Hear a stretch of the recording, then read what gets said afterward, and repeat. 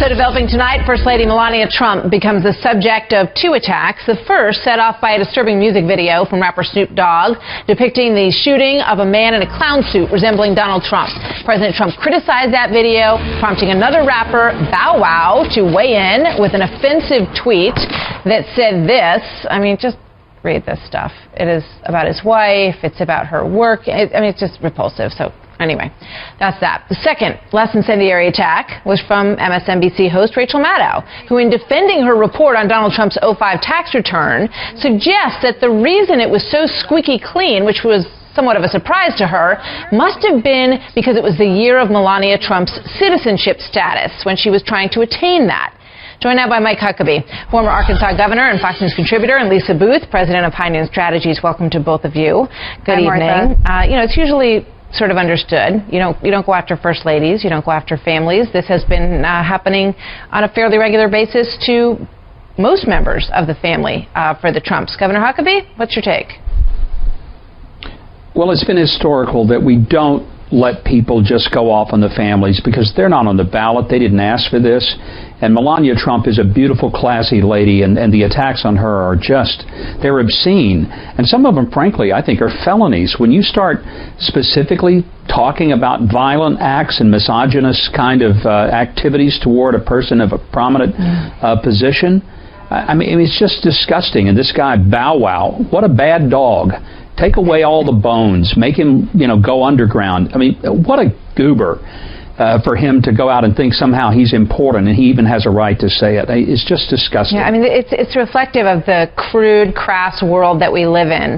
That this guy has, I looked him up on Twitter, he has 3 million followers. So that's how many people saw that repulsive and disrespectful and every other adjective you can think of thing that he put out there. I wonder how he would feel if that was said about a member of his family, Lisa. Well, absolutely, Martha, but there is a clear it's not just a reflection of what society looks like now, it's also a reflection of the double standard that exists. If you remember back in 2014, there was a Republican staffer who wrote on her own Facebook page something critical about President Obama's daughters, mainly just surrounding the way they were dressed.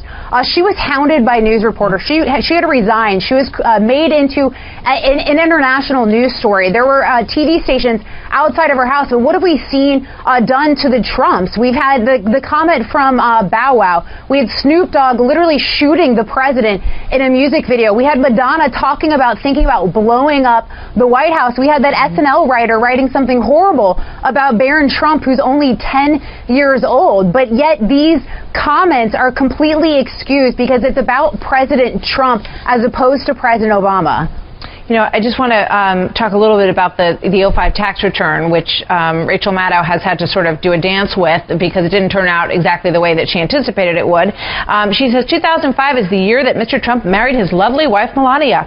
This was their first jointly filed tax return as a married couple. And then she noted that at the time, Mrs. Trump was not a U.S. citizen, but a green card holder. And she goes on to say that maybe, that was a very important piece of evidence in that whole process. That's a lot of reading into that tax return, Governor Huckabee. The great philosopher Ron White says you can't fix stupid. And that's just stupid. To think that Donald Trump paid $38 million just so his wife could get citizenship. Donald Trump isn't that stupid, but the guy, Rachel Maddow, is for saying it. Look, if Donald Trump wanted to spend some money just to grease the pathway, he could have probably done the old-fashioned way and just made a few political contributions, and that would have taken care of it. You don't pay $38 million. That's the dumbest thing I've ever heard. Good grief, that's off the rails. Just about 15 seconds, but Lisa, weigh in before we go. Well, I think she is trying desperately to excuse the embarrassment that happened last night. All we found out is President Trump's very rich, and he's paying more than the average person making the money that he makes.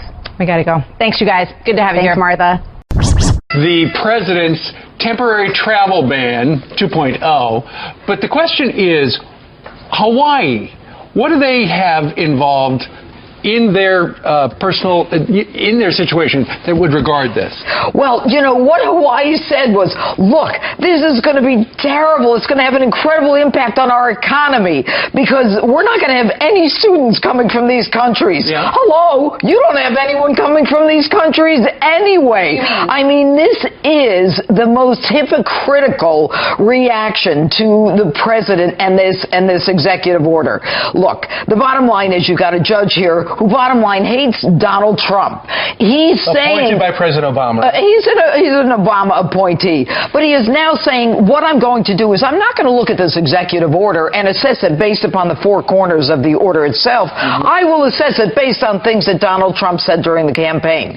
Can you imagine if he said that to any corporation in America? I will not judge this contract by what it says in the contract, but rather what this guy said at a bar the other night or what he said to a friend the other day. That is just hogwash. And as if the Establishment Clause affects someone who lives in Somalia, who's not a citizen, who has nothing to do with this country, no nexus, no connection, no family, nothing. This is absurd. So, Judge, you have this judge with the Ninth Circuit who lives in Hawaii, but Hawaii, according to this article, does not or has not taken in any refugees. Iran, Libya, Somalia, Sudan, Syria, and Yemen. None on any of them. Zero. So you know what I think? I think all the refugees should go to Hawaii. And that way, at least I have a nexus, a connection to the lawsuit. Because right now, I don't think they have standing. The Establishment Clause does not allow these people. You do not cloak individuals who are not citizens of the United States, who live in foreign countries. You do not cloak them with the Constitution of the United States. So if Barack Obama was president of the United States and handed the same ban,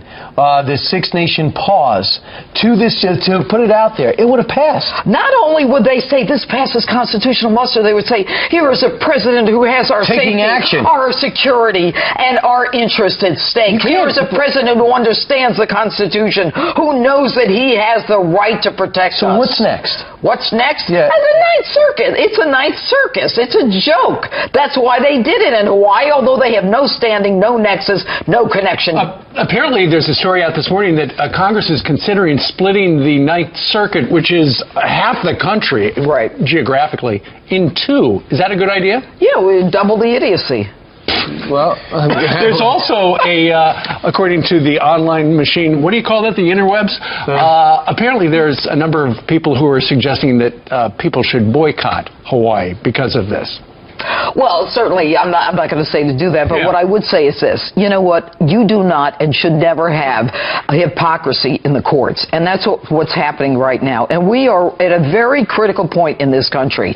When judges start making decisions that are contrary to the fundamentals, not only of the Constitution, but of basic contract law, where you look at an instrument, an executive order, and you say, I'm not going to assess it based on what it says. I think I'll assess it based on what he said 3 months ago. Exactly. Wrong. And you know, I've been a judge. I did this. You know what's so interesting, too, is that the president read the rule out in Nashville the other night. Said, listen, you don't need a law degree to understand this. It says if it's for the safety of our country, the president has the right to do this. It's crazy. It's absolutely crazy. So it sheds a bad light on the judiciary system. The longer he fights, I think the better he will look. I think the better he will look. And, you know, I think for the president, for the Donald Trump that I know, to say, you know what, I should have stuck with the first one and taken it to the Supreme Court.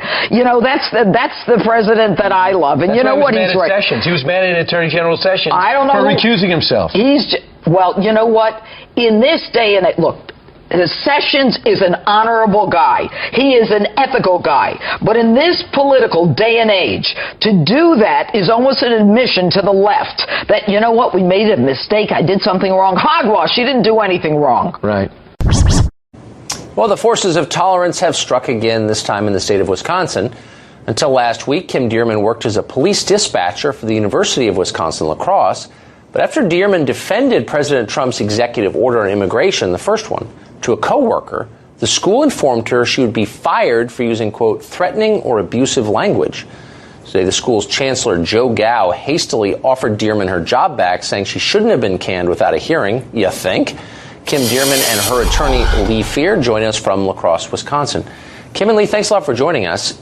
So, Kim, this is apparently you've been offered your job back because you didn't have a hearing, but this was after the university explained that you had threatened and intimidated people. Tell us your version of what happened. Hi, Tucker. I had received the same email that everybody else had received in the university system regarding Chancellor Gao's opinion and his apology, and I had a casual conversation with the young lady that I was training, that I had hired to work in our department, and apparently she was offended by it, by me indicating that I thought terrorists or immigrants should be sent back to their Middle Eastern country. So that's what, excuse me, that's what you said? You said terrorists or immigrants should be sent back to their countries? I said, yes, terrorists should be sent back to their, should not be allowed into this country, and any type of terrorist in this country should be sent back. Huh. And then she tattled on you to the school which fired you, is that right? Apparently, yes. So Lee, can you do that? It's pretty hard to fire people anywhere for expressing agreement with the presidential policy. That's grounds for firing in Wisconsin? Well, they clearly did not use the standards that they should have, and they did not follow their protocol. They were one of the problems here is that we don't know what the standard is. We don't know what Mr. Gao will be offended by. It could be anything. Apparently the word immigrant is racist, according to what I've come to understand, and that immigrants going back to their country is a racist thought that should not be expressed in modern America, even though saying that immigrants should go back to where they came from is just talk, and President Obama sent millions of people back to where they came from. Right. President Clinton sent 13 or 14 million people back to where they came from. Well, I guess what I'm not sure why their actions are okay. My client's words are not okay. The president or the chancellor of the university who spoke, his emails are just fine, even though he retracted them and apologized to the state of Wisconsin. So, I mean, I guess what I'm struck by here is that you're not a tenured professor. You're a police dispatcher. I don't know how much you make, but a lot less than a tenured professor. And here is this guy with lifetime employment with a high salary disagreeing with you and just stamping you out, just crushing you. Do you want to go back to work there after this?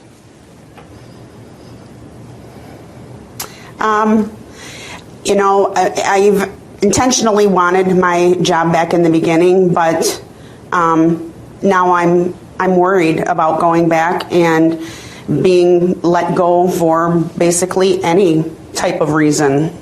Right. I noticed that he, in the note announcing you were being fired, said you had poor job performance. What do you think of that?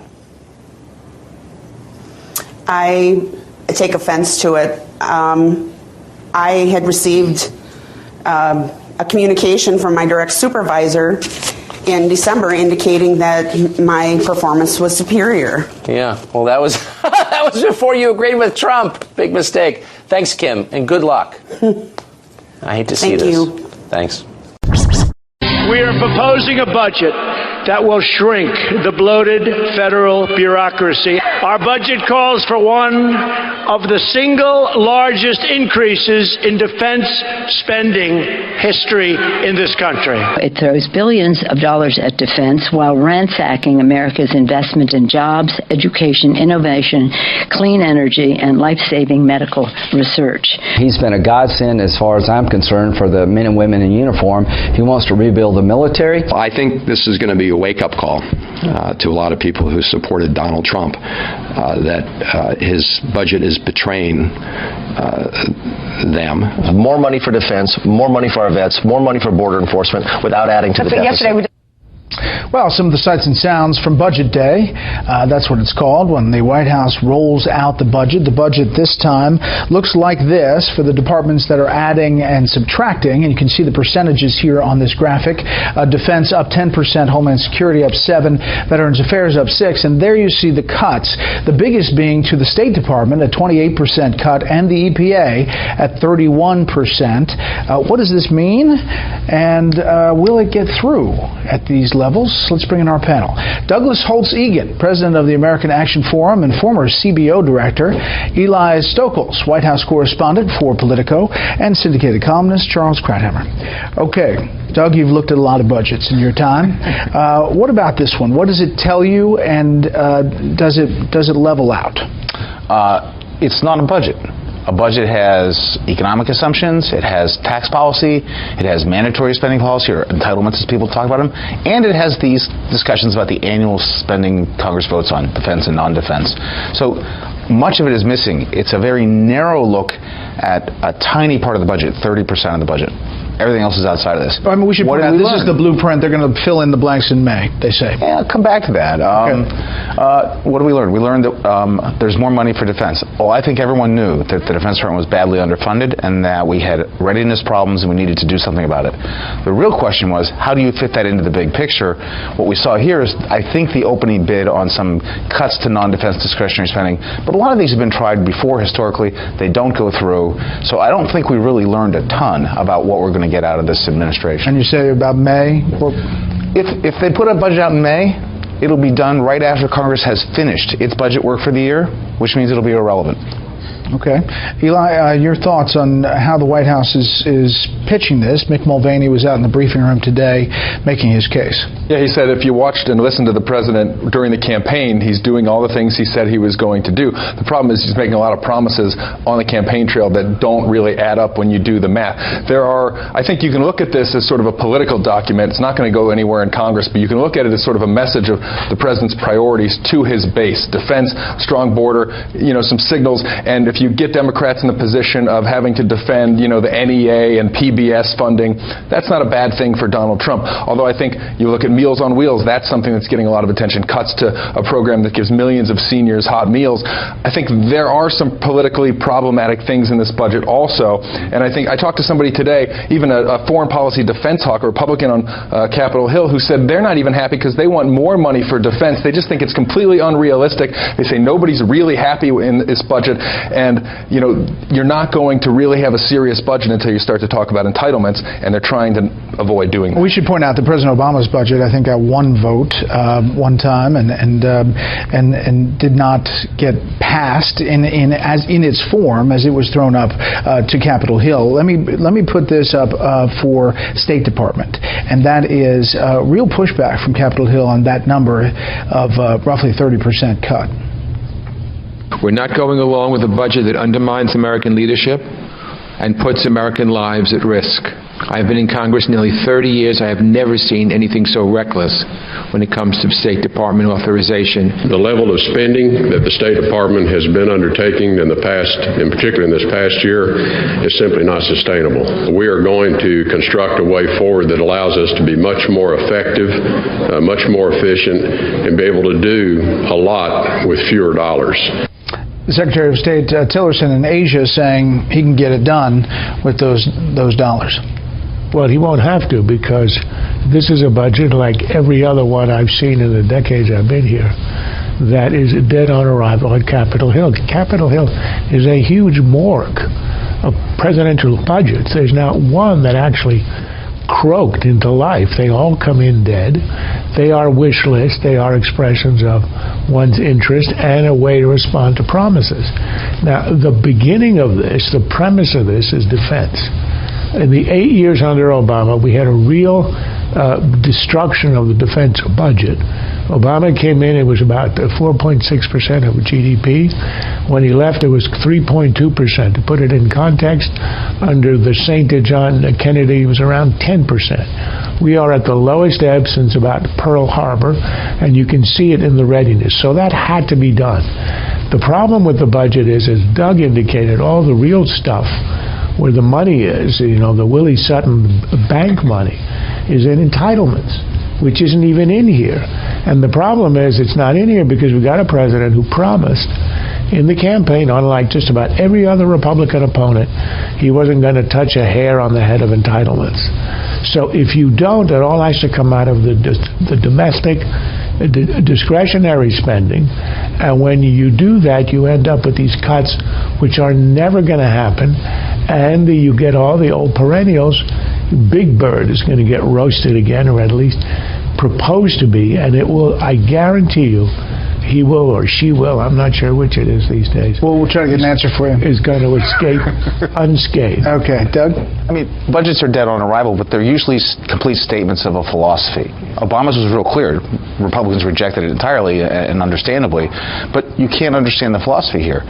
One of the most troubling things is that all of this huffing and puffing is being done just to break even, and the federal budget's already on a completely unsustainable track. The debt's exploding, and there's nothing in there that says, what do I plan to do about it? Yeah, but having talked to leaders on the Hill, they see this health care bill, which is also obviously in trouble politically on votes, as a big entitlement reform that provides, and it correctly is. Provides breathing room for their tax reform, which they want to get through. And they also say that probably long-term entitlement reform is going to be tacked on, even though the president won't talk about the semantics.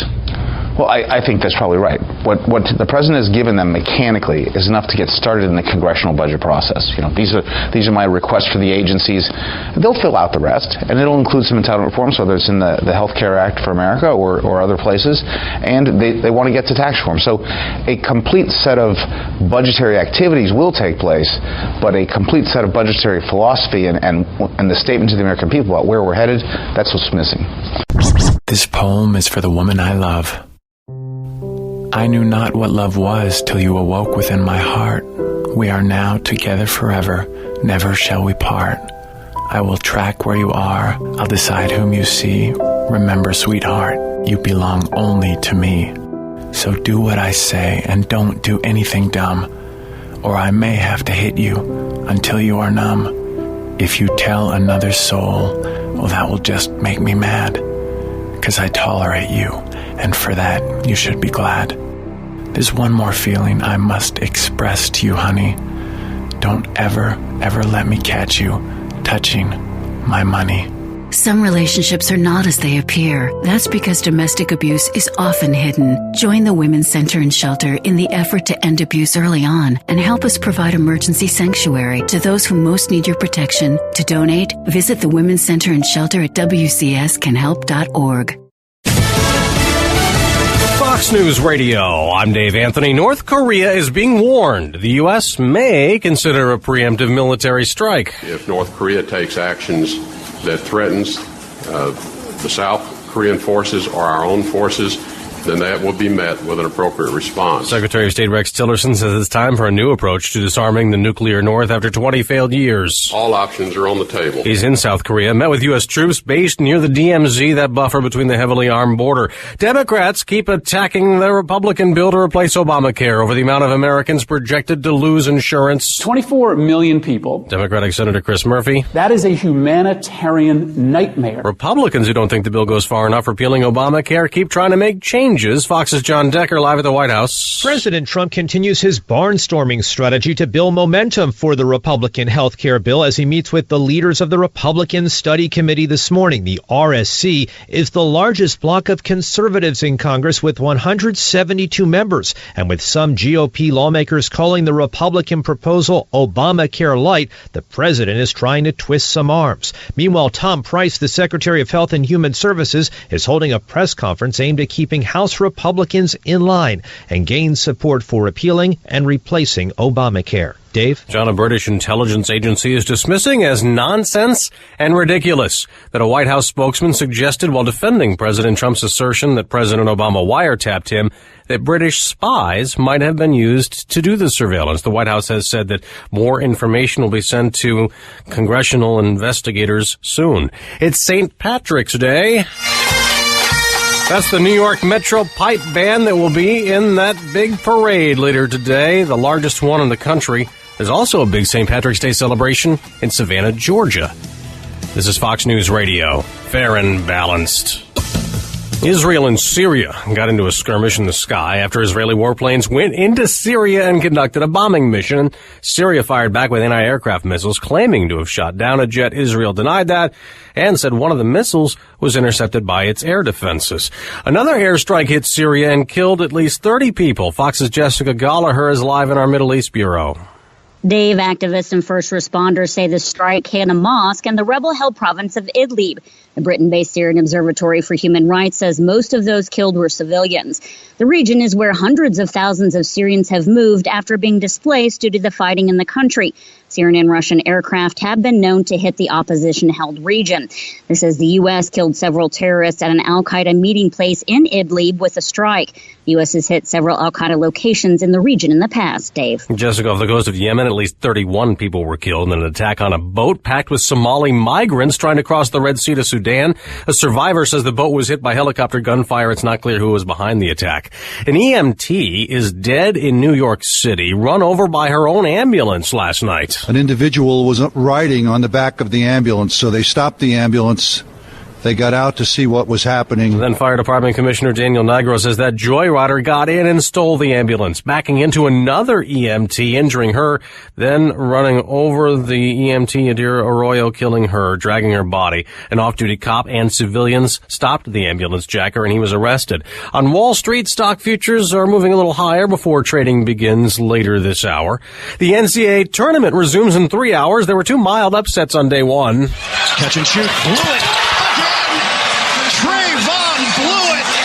Smoking hot. He scored 21 points to lead Xavier, an 11 seed past Maryland on TNT. Middle Tennessee knocked off number 5 seed Minnesota. There are 16 games today. I'm Dave Anthony, Fox News Radio.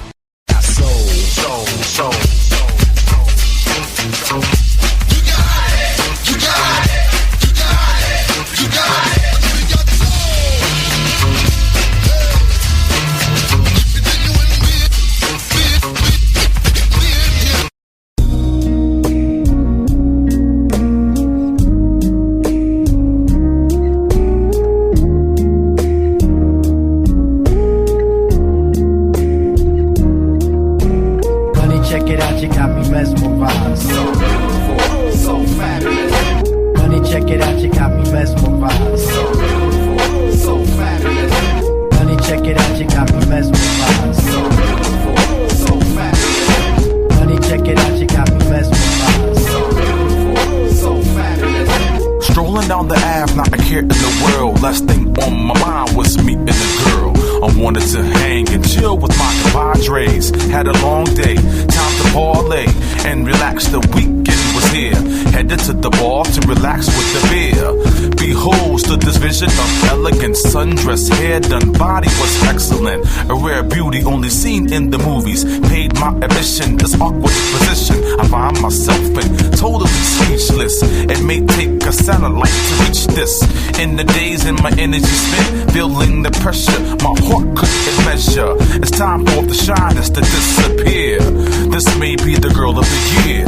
Honey, check it out, you got me mesmerized. So beautiful, so fabulous. Honey, check it out, you got me mesmerized. So beautiful, so fabulous. Honey, check it out, you got me mesmerized. So beautiful, so fabulous. Honey, check it out, you got me mesmerized. So beautiful, so fabulous. Unabashed by my lyrical brassness, my fascist opposition, my mind's condition, standing in the way, not another individual. I just need a minute to speak with you.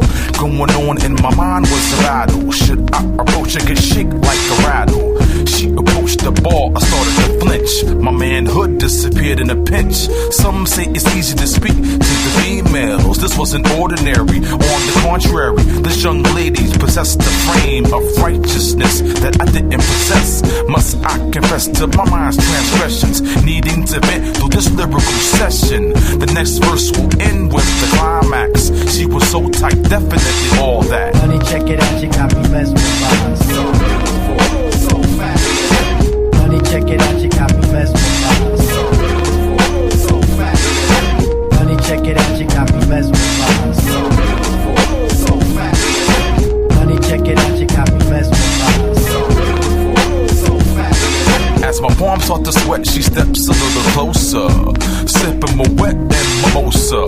High class but never high post. Smelling divine like the Ivory Coast. She says hello, I'm starting to choke up. My boy's in the corner, giving a thumbs up. Can I buy you a drink instead? She bought me a drink, started messing with my head.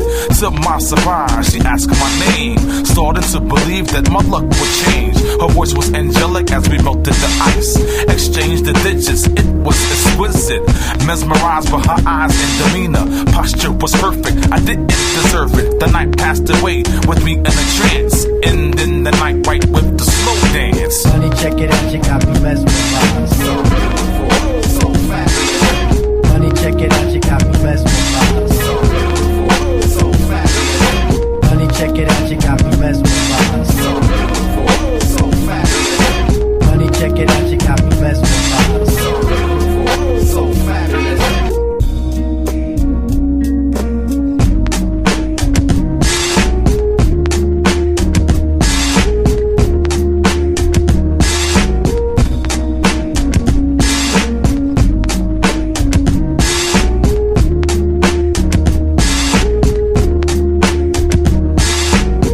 Check it out, you got me mesmerized. So beautiful, so fast. Honey, check it out, you got me mesmerized. So beautiful, so fast. Honey, check it out, you got